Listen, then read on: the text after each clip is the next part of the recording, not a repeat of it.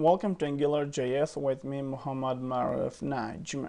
In this lesson, we're going to learn how to change the contents of a dropdown on change of another dropdown in AngularJS and PHP. I have created a form with two dropdowns. One dropdown is the countries dropdown and the other is the cities dropdown. The countries dropdown gets its contents when a page loads, and the cities dropdown changes its contents based on the changes which come to the countries dropdown. For example, here I select India. In the cities dropdown, I see two cities of India, New Delhi and Mumbai. If I select, for example, Iran, in the cities dropdown, the cities of Iran which have been stored in a database appear, Tehran and Isfahan. So the cities dropdown changes its contents based on the selected index of the countries dropdown. In this discussion, we are going to discuss this project. So now I'm going to tell you how I created this application.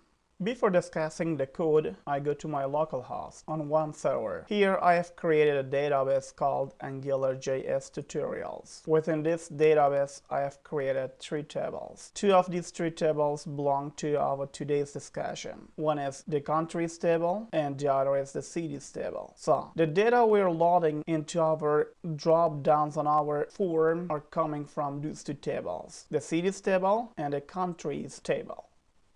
Now we're going to our code. I have created a folder called AngularJS Tutorials here. And inside this folder, I have created another folder, which is called Dropdowns, which is the name of our today's project. And inside this folder, I have created several other folders and files. One of these files is the index.php file, which forms our presentation layer or the view of our today's application. Another file is the app.js file, which is our AngularJS code. Another file is the dbhandler.php file, which is going to handle our database queries. And inside this file, I have created two classes. One class is the db connection class, which is used to connect the application to the database, and the other is the db handler, which is used to handle our queries or manipulated database. Another file is request.php file, which is going to catch our request from the AngularJS code. Now we start our discussion with the app.js file. Here I have created a function called getCountries, which is called here when the page loads, scoop.getCountries. Using this function, we can fill our countries dropdown, which is here. And the only thing it does is the fact that it sends an HTTP post request to the request.php file created here inside the PHP files folder, and sends a parameter called country to that page. When the request is caught, the value of that parameter, which was param here, is caught and is stored into this variable. When the condition holds true, an object of the db handler class is created here, and the get function of that object is called with the name of the table. This function has been defined here inside the db handler class. The db handler class is going to handle our database queries or manipulated database. Here I have created an object called db, which is initially null.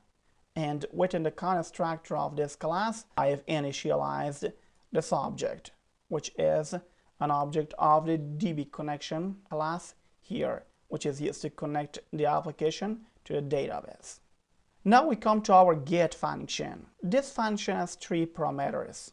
One is obligatory or necessary, and the two others are optional. I mean, you can pass values to these two parameters if you want. If you don't want, it is not obligatory or necessary for you to pass values to these two parameters. Inside the get function, I created a connection to the database.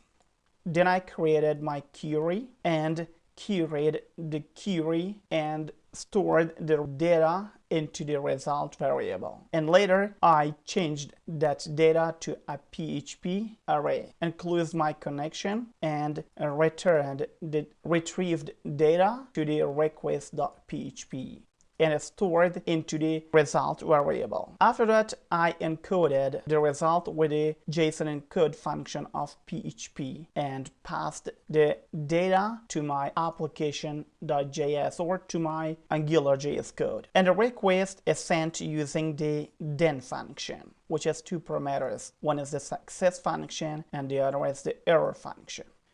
Here I have created an array called countries, and within this array I have an index or a property called options. So the data which comes from the server is stored into this options property of the countries array. In our index.php file, we create our dropdown, and the options are created using the options of AngularJS. We say that for each option inside those options, you should create an option for this dropdown. If we see here, when we reload the page, our countries dropdown gets its content. Now we're discussing the cities dropdown, how this does or how it changes its contents. In my app.js file, I have created another function called getCities, and this function is used to get the list of specific cities from the database. Here, when I have created my countries dropdown, I gave it a model, model called country ID. When you select an option, the index of that option is saved into this variable. And also the method getCities of the AngularJS is called on the change of the dropdown. When this method is called, it creates an HTTP post request to the request.php file with two values. One value is city and the other is the country ID value. I mean the selected index of the countries dropdown. And the request is sent using the then function.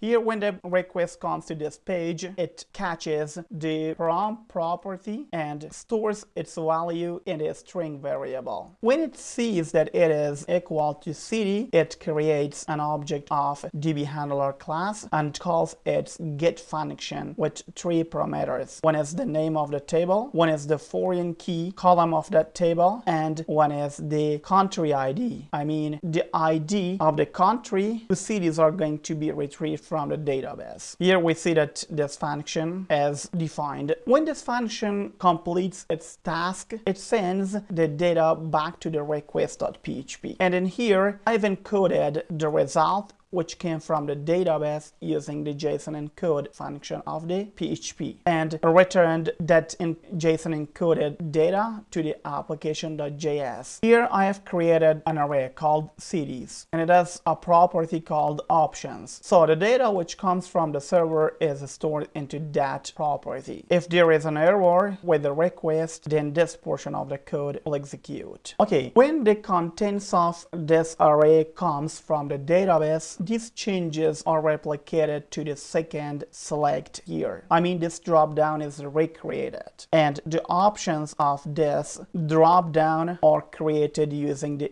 options of AngularJS. This way, we can create a dropdown which changes its contents based on the changes which come to another dropdown, as we see here.